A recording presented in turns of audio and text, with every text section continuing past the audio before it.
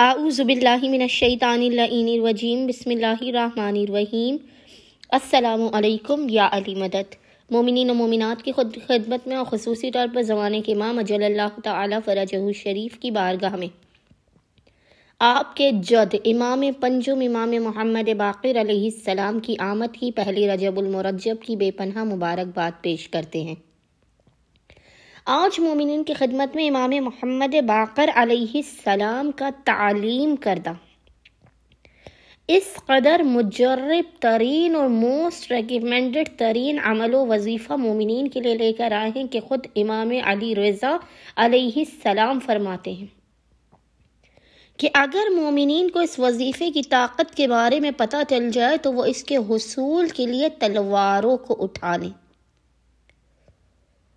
اور کسی بھی کم ظرف اور کم ایمان کو اس کی تعلیم نہ کریں جب تک آپ یقین اور ایمان کی معراج پر قائم نہ ہوں، آپ اس عمل و وظیفے کو نہ کیجیے۔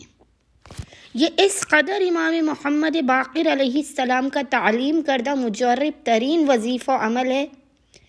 کہ اس عمل کے اندر راز الہی، اس میں اعظم الہی، حکمت الہی پوشیدہ ہے۔ اس عمل کے کرنے والے کی حاجت ناممکن ہے کہ قطعاً قبول نہ ہو۔ لازماً آپ کو آپ کی حاجت عطا کی جائے گی، آپ کے مقام سے بلند ہونے سے پہلے عطا کی جائے گی۔ مشکلات آپ کی ہر صورت آپ کی زندگی سے دور ہوں گی۔ اولاد، شادی، کاروبار، رزق، گاڑی، اپنا گھر، بنگلہ، دولت، کوئی بھی بڑی سے بڑی دنیا کی حاجت و مومنین اس وظیفے عمل کو لازماً کر کے دیکھیں۔ یہ عمل آپ کی زندگی بنا دے گا۔ اس قدر امام علی رضا علیہ السلام فرماتے ہیں کہ اگر اس عمل کی طاقت کا پتہ چل جائے تو لوگ تلواریں اٹھا لیں اس عمل کے حصول کے لیے۔ اچھا، یہ عمل ویسے تو مومنین کسی بھی دن کر سکتے ہیں، شدید مصیبت و پریشانی کے عالم میں، اور کسی بھی وقت کر سکتے ہیں، لیکن کیونکہ آج پہلی رجب المرجب امام محمد باقر علیہ السلام کی آمد کا دن ہے، بس مومنین نے کوشش کرنی ہے کہ آج کے دن آپ نے، ویسے اس عمل کا جو سب سے افضل ترین وقت ہے وہ نماز فجر سے کچھ لمحے پہلے کا ہے، لیکن اگر مومنین چاہیں تو پہلی رجب کے پورے دن میں کسی بھی وقت نصف شب تک اس وظیفے عمل کو کر سکتے ہیں۔ اور پہلی رجب کے دن کے علاوہ بھی جب بھی مومنین شدید پریشان حال ہو، مصیبت زدہ ہوں، کوئی راستہ، کوئی در آپ کو دکھائی نہ دے رہا ہو، آپ امام محمد باقر علیہ السلام کے اس بے انتہا مجرب ترین عمل و وظیفے کو کریں۔ افضل ترین اس عمل کا وقت ہے نماز فجر سے چند منٹ پہلے، یعنی آپ آدھے گھنٹے پہلے اس عمل کو نماز فجر سے پہلے کر لیجیے۔ عمل کرنے سے پہلے مومنین نے باوضو ہونا ہے، باوضو ہونے کے بعد آپ نے 2 رکعت نماز پڑھ کے اس کا ہدیہ امام محمد باقر علیہ السلام کی بارگاہ میں پیش کرنا ہے۔